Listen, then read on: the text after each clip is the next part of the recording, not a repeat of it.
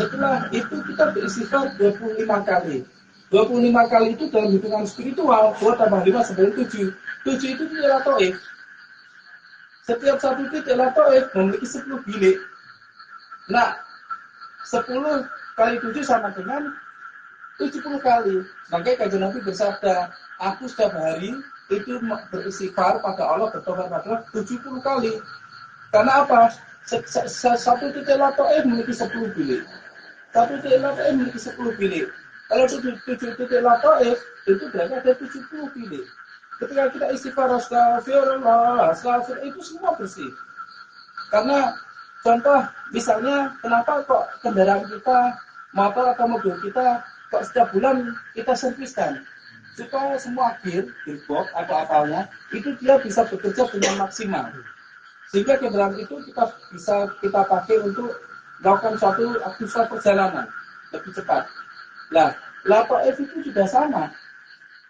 Latoif itu suatu mesin yang Gusti Allah Subhanahu wa taala berikan dalam diri kita, yang untuk mesin itu berfungsi untuk menghubungkan hati kita ini kepada Gusti Allah supaya koneksinya itu jelas. Begitu. Tapi latoif itu berputarnya bisa berat atau susah kalau kotor kondisinya. Nah, motor kita habis mendetok, kena lumpur, kena itu, terus gak kita cuci, kita ajak pergi perjalanan, itu agak berat karena banyak yang ganjal, gitulah. Bikin latoif itu seperti itu. Jadi dosa-dosa kita itu ketika kita melakukan dosa, dia tidak masuk dalam hati, karena hati bukan tempat untuk dosa. Hati itu tempat untuk kotoran, dan juga hati untuk tempat untuk penyucian. Lalu dosa itu nempelnya di mana? Di titik latoif. Begitu. Makanya astagfirullah. Nah, 25 kali istighfar itu untuk membersihkan semua titik latoif, karena kita mau melakukan perjalanan ke hadirat Gusti Allah Subhanahu wa taala. Makanya setelah kita membaca istighfar 25 kali terus kita berdoa, astaghfirullahaladzim min kulli dzambin wa ma'sabi min kulli ma khalaqa dinal Islam. Ya Allah, aku mohon ampun padamu, ya Allah, aku beristighfar kepadamu atas maksiat yang saya lakukan, atas Islam yang saya belum kafah, saya masih setengah-setengah. Jadi, selama ini mungkin istilah kafah, Islam kafah itu maksudnya itu masuk Islam dan setengah-setengah, mungkin diartikan bahwa ya kamu harus puasa, zakat, sholat, itu adalah kafah. Itu secara ilmu syariah atau ilmu harfiah betul. Namun dalam ilmu hakikah kemarin di Demak di majelis Grensyah memberikan tafsir lebih dalam lagi. Kalau kalian sholat, niatnya bukan untuk Allah, itu berarti kalian belum kafah. Karena tubuh kalian menghadap kiblat, tapi kalian tidak menghadap Allah. Jadi belum kafah. Begitu. Kalau kalian sujud, rukuk, kalian ingat segala sesuatu selain Gusti Allah, maka kalian lagi menyembah apa yang kalian ingat itu. Makanya Rasul mengatakan secara syariah salat ini diterima ketika kalian telah menyelesaikan rukun dan sanya salat. Namun secara tasawuf, walaupun kalian sudah menyelesaikan semua rukun dan sana salat, tapi jika hati kalian itu tidak hadir pada Gusti Allah dalam salat, maka salat kalian tidak diterima, Masya Allah. Namun, walaupun kita belum fokus sholat, tapi kita akan sholat. Bukan berarti kita tidak sholat ya. Karena lebih baik sholat tanpa konsentrasi daripada tidak sholat sama sekali. Paling nggak kita masih ada sesuatu lah. Ingat ya sholat. Begitu. Nah, lalu setelah istighfar tadi, astaghfirullahaladzim min kulli dzambin saja min kulli mukhalafatin Islam. Lalu min kulli mukhalifin syariah, yaitu syariah yang kita ini belum menyempurnakannya. Karena syariah ini sangat luas sekali. Syariah bukan hanya sesuatu yang kita baca di kitab-kitab ini. No, syariah itu hanya orang kenal sesuai dengan perjalanan dia. Syariah ini luas sekali. Karena dalam syariah itu hukum saja itu ada beberapa hukum. Ada wajib, ada sunnah, ada darurat, ada yang dimaful. Nah, ini sangat luas sekali. Lalu setelah kita bertobat atas syariah yang belum kita sempurnakan, lalu kita min kulli ma khalifu thariqah, yaitu kita bertobat pada Gusti Allah karena kita itu ikuti jalan untuk mencapai Gusti Allah, tapi kita ini masih setengah-setengah gitu. Bahkan seperti jenengan cerita, jadi syariat tanpa retorika itu tidak sempurna. Ya itu lah. Nah. Jadi kalau kita hanya belajar syariah tanpa retorika, tanpa tasawuf, dapat Gusti Allah, tanpa ma'rifah, kita ini belum visi kafah sebenarnya dalam agama. Makanya di akhirat nanti kok ada yang orang kok didahulukan atau hisabnya berat, itu kita nggak bisa komplain. Memang kita di dunia seperti itu soalnya. Innama amalu binniyah. Jadi toriko begitu. Nah lalu min kulli ma yukhalifu tariqah, lalu setelah itu min kulli ma yukhaliful haqiqah. Jadi toriko itu sebenarnya itu ya wali yang membawa itulah toriko. Jadi wali yang dikirim ke dalam hidup kita untuk membawa kita sampai di hadap itulah toriko. Maka toriko ini misalnya namanya Naqsbandi Hakani Rabbani, karena yang membawa adalah Maulana Syekh Isyam dan Maulana Syekh Naim ke Indonesia. Dan toriko kita ya belum itu. Lalu Maulana Syekh Isyam memberikan otoritas atau izin kepada 3 orang misalnya, Syekh Zulfikar, Syekh Abdul Tufail, dan Syekh Barkat. Jadi kita mengikuti salah satunya, itulah toriko. Lalu misalnya Majelis Salam Nabi ini diberikan otoritas juga untuk menjadi pendakwah, pendai untuk buka majelis. Lah inilah toriko. Nanti inilah jalan, begitu. Jadi jalanku untuk sampai ke Syekh Abdul Tufail lewat majelis ini. Jalan Syekh Abdul Tufail ke Syekh Naim lewat Syekh Isyam. Jalan Syekh Isyam ke Syekh Abdul lewat Syekh Hasim. Terus sampai ke Gusti Allah. Itulah toriko. Jadi tidak dikatakan toriko ini benda mati, bukan. Toriko itu benda hidup sebenarnya. Kalau toriko itu benda mati, kita nggak akan sampai kemana-mana, oke kan?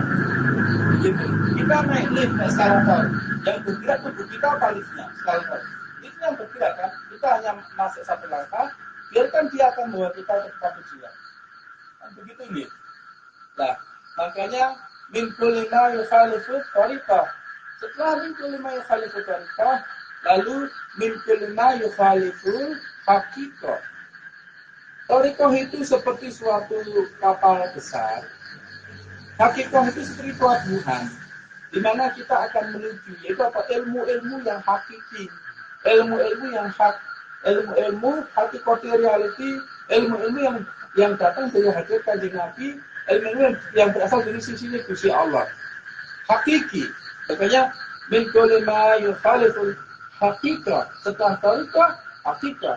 Jika torikoh itu suatu bahtera besar untuk melewati lautan syariah, maka hakikoh ini seperti pelabuhan. Begitu. Makanya secara logis nggak mungkin orang itu menyeberangi lautan dengan renang sendiri, pasti akan mati. Dia tenggelam, kehabisan nafas, kehabisan tenaga, lapar, haus. Kalau enggak, dia di bandar ikan hiu misalnya. Makanya kata Sultan, kalau kalian tidak mau menaik kapal besar, kalau kasihan, kalian pakai perahu kecil nggak apa-apa, yang penting kalian bisa lewat. Tapi kan capek. Masa dari sini ke mana? Ke Australia naik betek sendiri kan? Nggak punya kompas lagi, nggak punya mobil lagi kan? Mau ke Australia setelah setahun nyampainya ke Zimbabwe, ke orang-orang Afrika kan? Itu haram, enggak langsung. Australia gosong-gosong orangnya gitu kan, dia kan ingat-ingat. Nah makanya torikoh itu seperti bahtera, syariah itu seperti lautannya, hakikoh itu pelabuhannya. Makanya kayak di sini kita tidak tahu di Makassar ada apa, tapi kita naik kapal di sini ke Makassar. Saya di pelabuhan Makassar baru kita ada, oh di Makassar ada begini gitu. Nah sama juga seperti itu. Minggu 5 yukhaliful hakikah. Lah hakikah, ilmu hakiki itu yang menceritakan adalah guru kita, syekh kita, wali kita. Karena kita belum nyampe. Maka diceritakan dulu. Inilah disebut dengan buah-buah manisnya ilmu, permata-permata ilmu. Jadi kita memang belum nyampe ke sana karena kita belum cukup kuat. Tapi kita sudah dikasih tahu. Oh, dan kita percaya. Nah, Kepercayaan kita itulah yang Allah maksudkan tadi. Ya ayyuhalladzina amanu, orang beriman itu apa? Untuk mencapai iman, atiullah wa atiur walul amri minkum. Yaitu beriman pada Allah, cara beriman pada Nabi, dan cara beriman pada pembimbing atau wali yang membimbing kita. Wali itu akan mencari ilmu yang datang dari kajian Nabi yang berasal dari Gusti Allah. Makanya sebutnya ilmu hakikah, ilmu hakiki. Lalu minkul ma yukhaliful azima. Setelah hakikah azima, setelah kita ini diberikan pengetahuan, maka kita ini bertaubat pada Gusti Allah, mohon ampun dari azimah itu kesungguhan hati. Kesungguhan hati untuk mengikuti bimbingan tersebut. Nanti. Nah kita mohon tobat pada Gusti karena kita ini belum kafah, belum dengan sepenuh hati untuk mengikuti bimbingan. Nanti. Karena memang itu berat ya, tidak setiap orang diberi kekuatan. Setelah itu baru kita min kulli ma yukhalifun ma'rifah. Baru kita memohon ampun pada Gusti Allah atas ma'rifah yang kita tidak ngerti. Karena itulah puncak para wali. Kita hanya tahu ma'rifah dari wali tersebut. Kita enggak tahu, belum nyampe. Begitu. Kita tahu ilmu ma'rifah dari mereka. Nah, kita mohon ampun karena apa? Karena kita masih setengah-setengah. Setelah itu, barulah setelah sampai di hadirat Gusti Allah, setelah kita mohon ampun, maka jadi gini, astagfirullah, Gusti Allah menghapus dosa kita, lalu kita mencapai syariah, kita mencapai din. Seolah kita ini menjadi orang muslim yang sempurna. Kita mohon ampun syariah, tentang syariah, Gusti Allah mengampuni kita, seolah kita mencapai syariah, semua syariah Gusti Allah. Ketika minkul ma yukhalifu tariqah, Gusti Allah menghapus dosa kita, seolah kita dinaikkan lagi ke tariqah, seolah kita seorang tariqah sejati. Minggu 5 yukhalif hakikah, seolah Gusti Allah menghapus dosa-dosa kita, seolah kita seperti banyak para wali-wali Allah yang hatinya itu mencari pencerahan ilmu hakikah. Minggu 5 yukhalif azimah, Gusti Allah menghapus dosa kita, seolah-olah kita ini memiliki suatu azimah, kesungguhan hati untuk menuju jalan menghidupnya. Minggu 5 yukhalif ma'rifah, seolah Gusti Allah menghapus dosa kita, seolah kita mencapai atau wali itu sampai. Ma'rifah. Setelah ma'rifah baru ya arhamar rahimin. Baru kita kenal, kita tahu bahwa kenal Gusti Allah itu arhamar rahimin. Gusti Allah itu rahmatnya mendahului murkanya. Rahimnya itu lebih besar daripada siksanya. Dengan mengetahui hal itu, maka kita akan punya minat untuk mendekati Gusti Allah. Contoh gitu. Coba misalnya nih, dua putra jenengan lagi kondisi marah sama satu putra jenengan, tapi jenengan lagi sayang sama satu putra yang lain. Kira-kira nak jenengan panggil yang datang duluan siapa? Yang disayang kan? Yang marah kan? Kita lagi marah soalnya. Ini gitu dulu kan? Nah, Gusti itu nggak senang nggak diceritakan tentang siksaan. Gusti Allah senang diceritakan kalau kita tentang rahmat. Makanya setelah ma'rifah baru tahu, oh Allah itu arhamar rahimin. Baru, oh iya. Jadi kita senang. Jadi jalan untuk mencari Gusti Allah sebenarnya menyenangkan bagi orang yang telah menemukan jalan. Nah belum menemukan ya susah mau tahu babat Allah, semua bingung ya. Ini takut kesesat lah ini itulah gitu. Sulit untuk mempercayai lah gitu.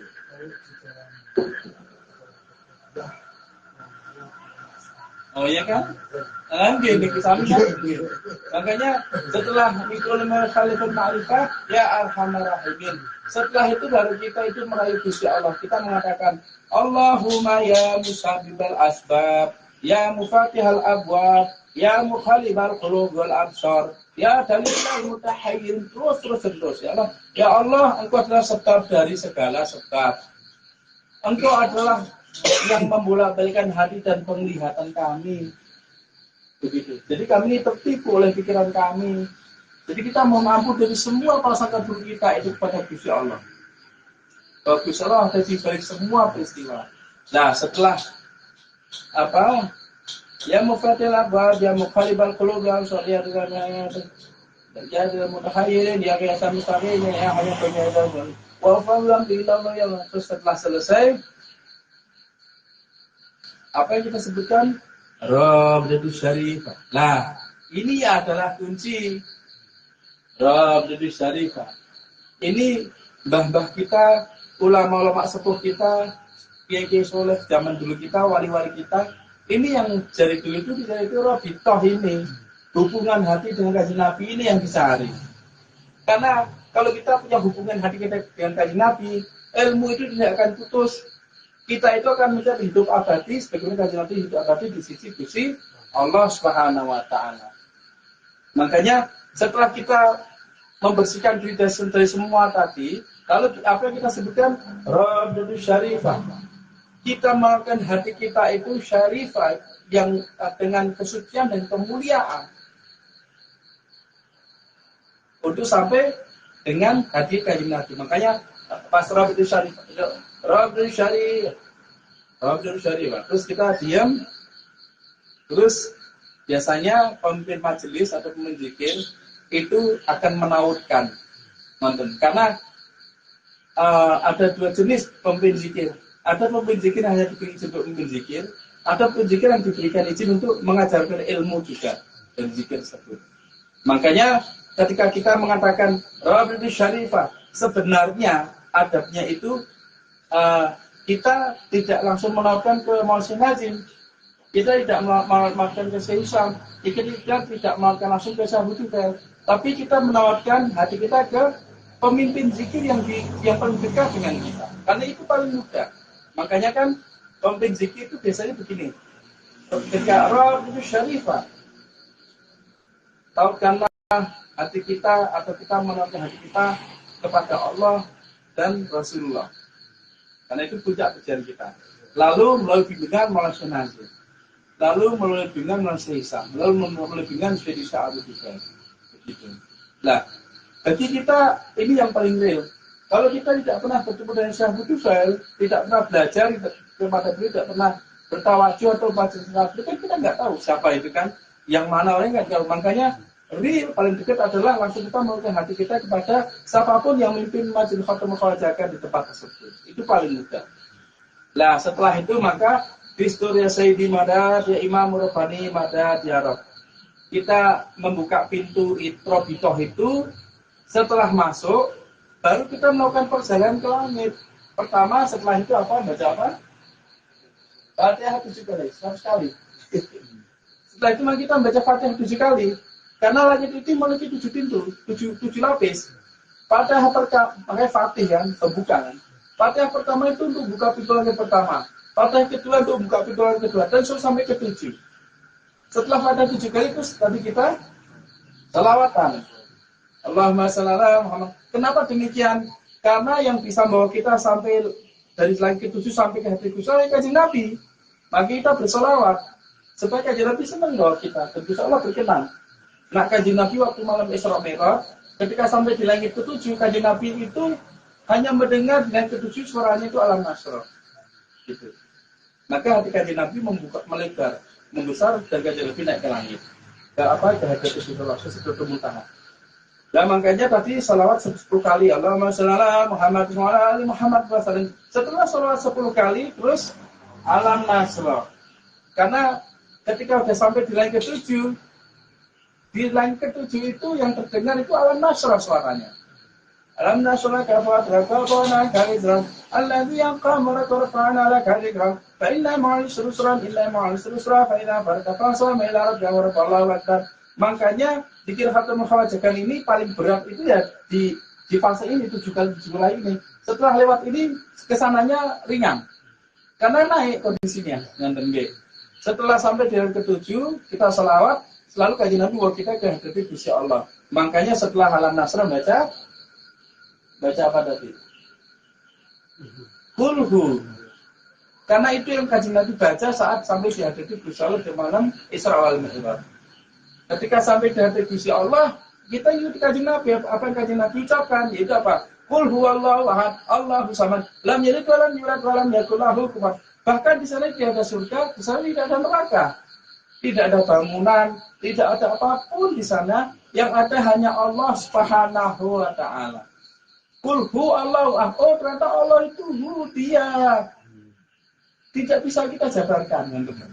Nah, setelah sampai di hadirat Gusti Allah baca qul huwallahu 11 kali, lalu kita diajak turun lagi oleh Kanjeng Nabi. Kita bertawasul pada Gusti Allah yang kita mengambil sesuatu dari Gusti Allah, lalu Kanjeng Nabi mengajak kita turun kembali dari Sidratul Muntaha dari Gusti Allah ke langit ke-7. Makanya kita baca Fatihah lagi 7 kali. Fatihah yang pertama melewati pintu langit ke-7. 6, 5, 4, 3, 2, 1. Pas sampai langit di atas kita, yang pas kita baca yang itu, kalau Fatihah 7 kali yang pertama kan dari atas ke bawah. Yang 7 kali berikutnya dari bawah ke atas ke bawah. Setelah Fatihah ke-7 di atas ayat kita, baru kita baca salawat lagi. Karena apa? Kita berterima kasih pada Kanjeng Nabi yang telah membimbing kita ke sana. Begitu. Nah, setelah kita itu mendapatkan apa-apa yang kita dapatkan dari hadis Gusti Allah tadi, maka setelah Fatihah salat itu terus Rabbi qad ataitani minal mulki wa 'allamtani min ta'wil ahadits. Ini adalah surat Yusuf. Yaitu untuk mentakwil, yaitu untuk menyimpan atau menerjemahkan atau membawa cahaya yang kita dapat dari Gusti Allah yang mata kita nggak lihat tapi juga kita melihat sebenarnya, teman-teman. Nah, terus inilah bukti bahwa Gusti Allah tidak bisa dilihat dengan mata, tapi Gusti Allah bisa dilihat melalui hati, cahaya hati. Nah, terus setelah itu makanya kita sudah turun, rohani yang kita sudah naik, lalu masuk ke tubuh kita lagi. Lalu Gusti Allah memerintahkan kita untuk berdakwah. Nah, bagaimana dakwahnya? Makanya dakwahnya kita fa'lam annahu la ilaha illallah, la ilaha illallah, fa'lam annahu. Jadi yang paling baik, paling bagus, paling maknun, paling sempurna, paling tinggi, yaitu la ilaha illallah, la ilaha illallah. Nah, Naqsbandi itu dulunya dikenal sir zikirnya. Namun di masa Masyaihina itu digaharkan, disebutkan malahan. Lah, apakah ini ada sanadnya dari wajah? Ada. Ketika paman Kanjeng Nabi itu mau wafat, Kanjeng Nabi itu sampai beliau itu membisiki telinga pamannya, wahai pamanku, ucapkanlah sekali saja la ilaha illallah, maka itu cukup untuk menyelamatkanmu. Nah, itulah di sana yang dipakai wali Naqsbandi ini, Syabdul Qadir dan sebagainya, karena Syabdul Qadir itu kakek buyutnya Maulana Nazim, teman-teman. Dan Maulana Nazim juga sama mengajarkan Naqsbandi itu, karena Naqsbandi beliau dan Naqsbandi Qadiriyah juga menjadi musyrik Qadiriyah juga. Dan beliau diberikan otoritas langsung Syabdul Qadir sampai diberikan koin di waktu Syabdul Qadir hidup sebagai bukti. Nah, itu la ilahnya digaharkan, la ilaha illallah. Lah, karena Maulana Nazim itu dari jul ibunya dari Juluddin Rumi, makanya biasanya kira la ilah itu ada wiring dari niku yang tari muter itu pasti la ilallah.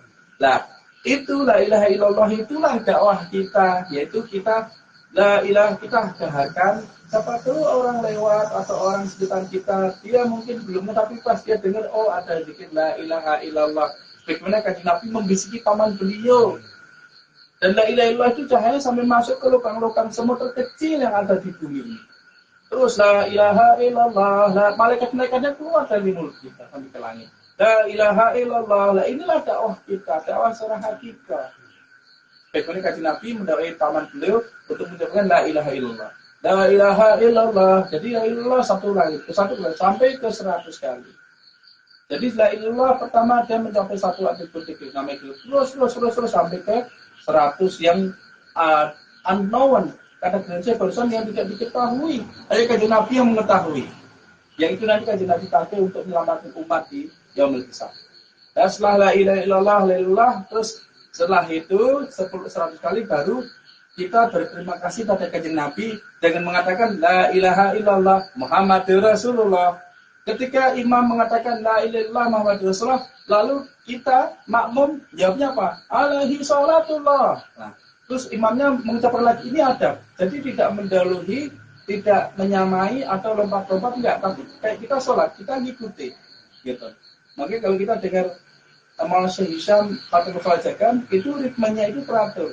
Dan saya mengatakan la ilaha illallah Muhammadur Rasulullah, ya lain alaihi sholatullah, la ilaha Muhammadur Rasulullah. Nah, jadi seperti itu kurang lebih. Setelah la ilaha illallah, la ilallah ini kan masih Allah Pak, bisa Allah Pak. Lalu siapa yang bawa kita sampai ke kalimat la ilaha illallah? Muhammadun Rasulullah. Ini adalah apa kita terima sebagai Nabi. Makanya la ilaha illallah Muhammadun Rasulullah. La ilaha illallah Muhammadun Habibullah. La ilaha illallah Muhammadun Nabiyah. La ilaha illallah Muhammadun Khalilullah. Khalilullah. Orang yang bersahabat dengan Gusti Allah. La ilaha illallah Muhammadun Syafi'ullah. Najiyah la ilaha Muhammadun Syafi'ullah. Alaihi salatullahi wassalamu. Lalu ilaha Nabi Mustafa Muhammadin kita menghadiahkan. Insya Allah kita akan lanjutkan di minggu berikutnya.